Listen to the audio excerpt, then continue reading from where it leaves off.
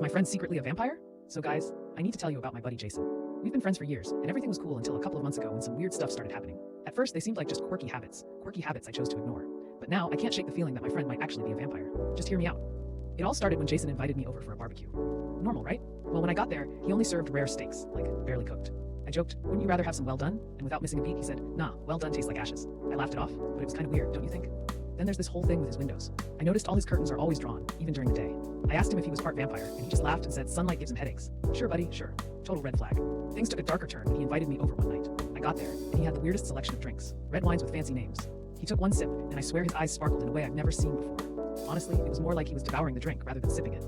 He looked thrilled, so I accidentally stumbled on something more concerning. One weekend, I invited him to hang out at the local park, but he kept saying he felt unwell.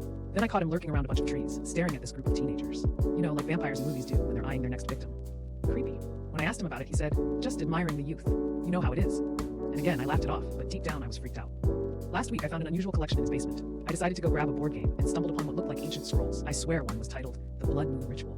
I laughed nervously and confronted him. Jason just smirked and said, get ready for the next full moon. You're invited. Not gonna lie, I thought he was joking, but when I looked closer at the scroll, it had strange symbols that sent shivers down my spine. Now I'm wondering, what if he actually is a vampire? I mean, it sounds ridiculous, but all these little things are adding up. Should I confront him, or just run while I still can?